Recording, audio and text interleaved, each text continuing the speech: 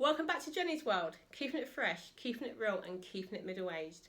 Now don't forget to follow me on Instagram and Twitter, and also subscribe to my YouTube channel, Jenny's World. While you're out there, take a look at my website, it has lots of good stuff on there. Now all the details for this in the description box down below. Don't forget to subscribe, remember. Now today I want to talk about the coronavirus and the impact that it is having on ordinary people like myself and you out there.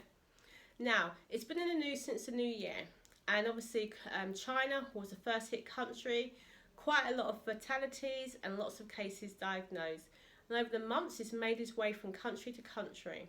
And now it's here in the UK. Recent figures have 2 people dying and over 200 cases recorded. Yet today, in the news, we're told about Italy quarantining 11 million people. That's a quarter of its population in order to try and slow down the spread of the coronavirus. Now, what I found interesting is that flights in and out of Italy are still going ahead. So I'm not quite sure how that sits in line with the quarantine of 11 million people. Time will tell, I'm sure. Now, obviously, we all work, or most of us work, or look after kids, or do something where we're out and about meeting people on a daily basis. I think about my daily commute. I have to take a bus to get to the train station, and normally 9 times out of 10 it's absolutely packed. Most of those are kids on there taking up all the seats, so we have to stand, but anyway, it's always packed. And you always have people coughing or sneezing, blowing their nose, all that stuff.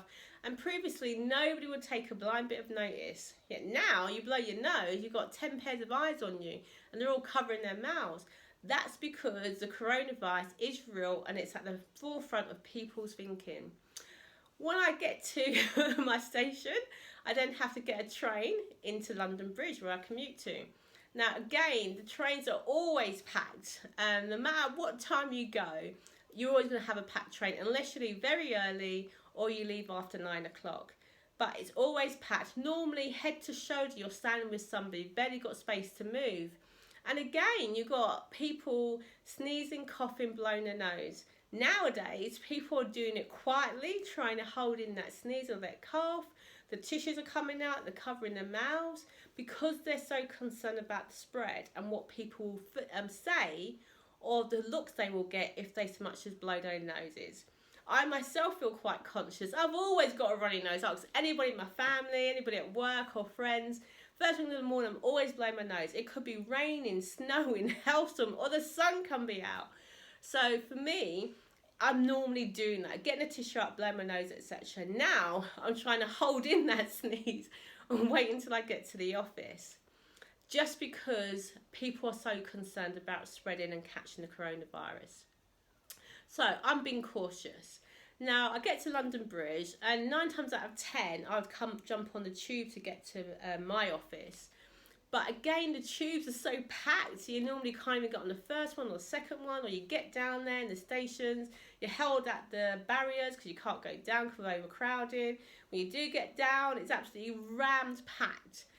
So again, another breeding ground for the coronavirus to spread. So the last 2 weeks or so, I've actually been walking from London Bridge to my office. And normally, whenever I've walked previously, it's been busy. There's loads of people actually doing that walk.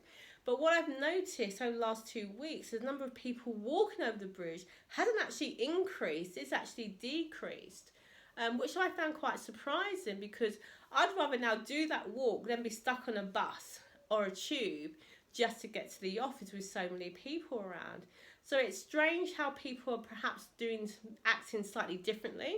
Again, it could be that people are leaving later, so that when they are doing that walk or are doing that commute, there aren't so many people around them to make them susceptible to that. Also, I've noticed we're starting to see more and more people wearing the face mask as they're going to work, be it on the bus or the train or the tube. They're becoming more and more popular. And again, this is thought that it's going to help slow down or prevent people catching the coronavirus.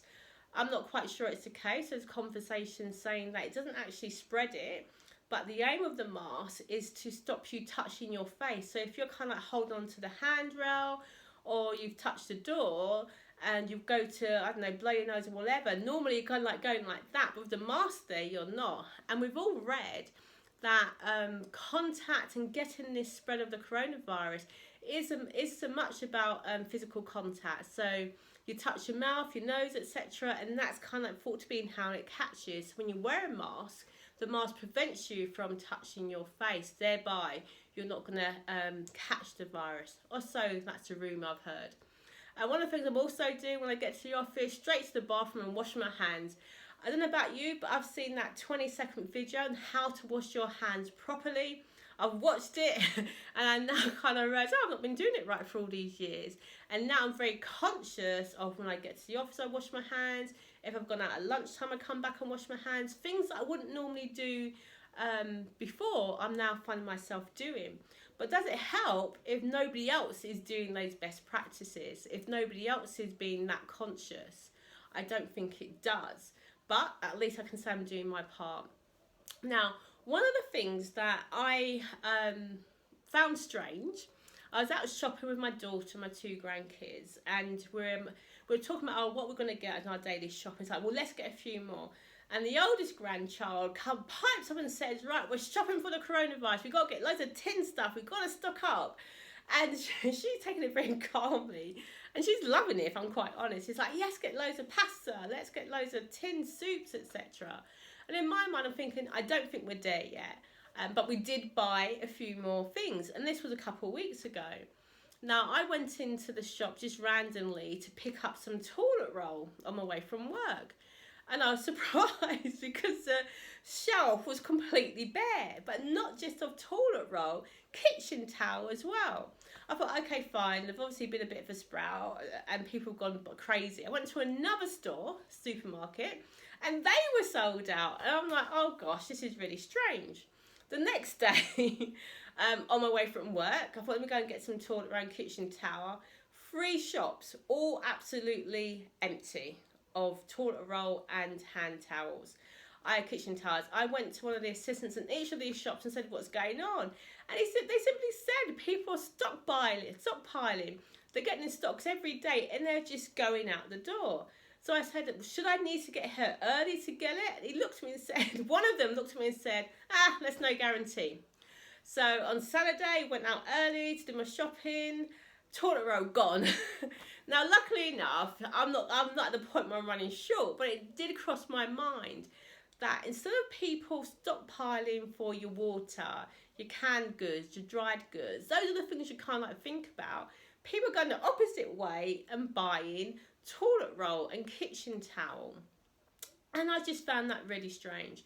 Yeah, I read an article today in Tesco have actually started rationing people and not allowing them to buy more than 5 items of the highly sought after goods. So that would be your canned goods, your toilet roll, your tin goods, your dried goods, all of those things. It's like, are we at this point? Now, last week when I was reading the Evening Standard on my way home, I read in there that someone in the government has said that there's no need to stockpile. Supermarkets are well prepared, have enough stock to actually last, and there's no need for people to panic buy.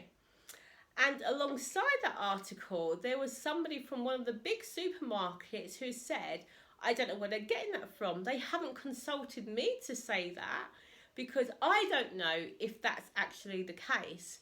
And that kind of sowed that seed of doubt in my mind. Wow, we could actually see a position where stocks are running out of the supermarkets. And we're not talking a little greengrocer, your next door, one around the corner. We're talking the big names, Sainsbury's, Tesco, Morrison's, Aldi, Lidl, Waitrose, etc. Big supermarkets where you can't think you can get whatever you want, whenever you want. But at the moment, if you're looking for loo roll and kitchen towel, you can't get it unless you get there in queue, I'm sure. Now, I saw a few videos online where people were stockpiling. Their trolleys were like absolutely huge, queues for hours. The local Costco, I think this one was actually in Chingford, was actually shelves stripped.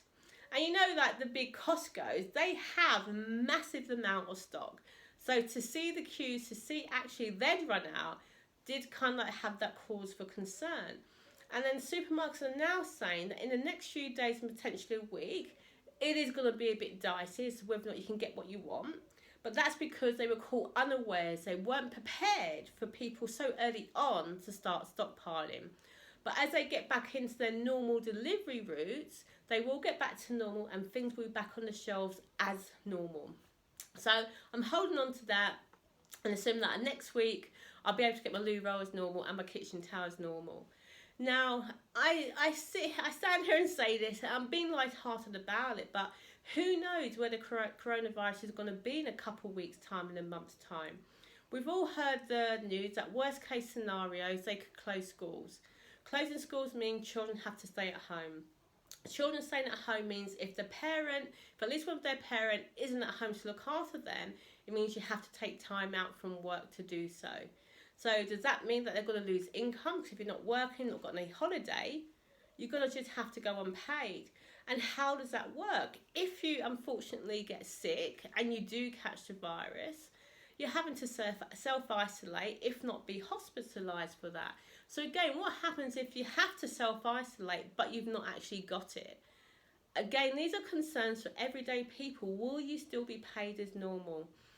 Reports, I think Boris Johnson said that they're going to enhance the statutory sick pay so people who do self-isolate aren't being penalised. But statutory sick pay isn't the same as a full day's pay. So again, there's going to be financial implications for people impacted and affected by the coronavirus. And we're early on. There's different stages to the coronavirus. So they're trying to think, can we contain it? Can we delay it? They move from containment to the delay phase because apparently the coronavirus becomes harder to spread in the warmer months. So at the moment, we're still kind of like in that late winter, early spring stage when we're seeing the hospitals under pressure with people who are ill, need intensive care unit beds, etc. So they can't actually cope with an unprecedented amount of people having to be admitted to hospital. So the thought is if they can delay the virus from actually spreading and wait for and get that to happen in the spring, less pressure on hospitals, less people likely to catch it. But we're in early March now. So what's the likelihood of actually delaying this coronavirus until May, June?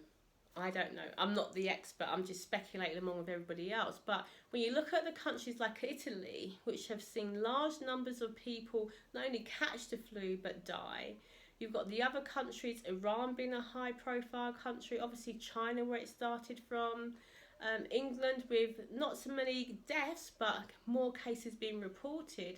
It doesn't seem to me as though it's going to be contained very quickly or it's going to be prevented. I mean, is there a cure? I haven't really heard much about that. Scientists are looking to see what they can do to combat it, but they were unprepared. This coronavirus wasn't expected. It wasn't something they had prepared for or planned for. So everybody's now running around trying to find the cure so that they can actually stop this. Worst case scenarios, there's been estimates that we could see 500,000 people die from this. That's a massive amount. If you think currently it's in the thousands at the moment, that's the low thousands. So to move from low thousands to worst case scenario, 500,000, that is frighteningly and shocking if that was to happen. And the age ranges, obviously the upper age range are more at risk, so your elderly, who tend to have more underlying conditions which actually exacerbate the coronavirus, and it's this elderly group where you see most of the deaths occur. Apparently young people are likely to be immune from it. There's been very few cases with young children being impacted by that. So then you've got the ages in the middle of that, teenagers for up into your 40s and 50s. Well, what's going on in there? Nobody knows for sure. And one of the questions we have to ask ourselves, is the media helping us with the information it's giving us, or is it scaremongering? Is it making a situation even worse than it is? Is it making people think more like they're panic buying than they would normally do or should normally do? Who knows? But media, they're there, they've got to sell those stories, they've got to pay the wages. So for them, the more they can shout and scream about the coronavirus, the more people are going to read it and act upon it. But is it a positive thing or a negative thing? I kind of feel as though the more information we get about the coronavirus will help us all prepare. But it's got to be the right information. It's got to be information that we can all act upon, not information that we can do nothing about. So we all have to be very mindful. My dad, for example, he's in his 80s. So, not a spring chicken. So he's very susceptible. He goes to church. I saw him at the weekend. I saw him yesterday, and he was like, "Well, I'm not sitting so close to people. I'm not taking the wine or the bread. I'm not shaking hands." So even he's being cautious, but he's still going out. I mean, that's the key thing. We still got to go about do our day-to-day business. So what does it mean? It means being careful. Now, I had a friend who was due to travel over for work. She got as far as the airport, and then she got told, no, you can't come. All travel's been cancelled. Now, again, things like this, people have to make that call. You may get out of your country. Are you going to get in ours? Or do you come to England only to catch the coronavirus? And I think one of the things that I think people are really conscious of is in London, it's a high tourist area and people are coming from all countries, all manner of places. So it's seen as being like a high risk. I know there's offices in the city of London that have told their staff to go home. Nike, Deloitte, I think, was one of them, PwC and a few others. Apparently companies are doing deep cleaning for their offices just to do as much as they can to keep their staff safe. So at this moment in time, there's so many different things being thought of, being planned, being done, but the practicalities of it all is you don't know. The incubation period for the coronavirus was originally a few days up until 2 weeks, but we had the case where a man had 6 weeks before symptoms appeared and he'd been in China. So everything's changed, and the latest read is that you don't have to have been in contact with somebody who'd been one of the affected countries. It's travelling from person to person. So again, it could be your neighbour next door, it could be your friend, it could be your colleague, it could be a relative who has it. And we no longer know what that time phase is. Is it 6 weeks? Is it 2 months? Is it 3 months? Nobody knows. There's a lot of unknown out there and there's a lot of uncertainty. But I think the key thing, definitely from my perspective and for my family, is to kind of like remain calm, do what you normally do, but just be cautious. I know my daughter's got the hand sanitizers in her girls' packed lunch bag, in the school bag, in the packet, in the coat pockets. Constantly remind them to use it. But as you know, kids are fickle. They remember one day, forget the other day. But as soon as they come home, it's like, right, go and wash your hands. Wash your hands thoroughly. So again, just common sense things. Being careful, being mindful. And I think keep an eye on what's going on in the news and try and work out, is it scaremongering or is it factual? And when it's factual, trying to see what you can do about that in order to keep yourself safe. Now you can see in the corner, doors just open, and my youngest grandchild is there. I think she just waved at us. And I think that tells me I've got to wrap this up and get ready to do something else before she joins in the conversation. So just in summary, coronavirus is real, it's out there, and we've got to be mindful about how we go about and do things and keep ourselves safe. So message to you is just to try and do your day-to-day things as normal, but be mindful of how it's contracted, what you can do to halt the spread. And I think if you've got to travel into London, if you're one of those workers like me who use the bus, the tube or train to get to your office, have the hand sanitizer ready. So whenever you go, you can wash your hands, because there are a lot of people who do not do what we do. So let's try and keep us all safe. So thank you for watching, and don't forget, keeping it fresh, keeping it real, and definitely keeping it middle-aged. Here's a youngster come to say hello. Thanks for watching. Goodbye.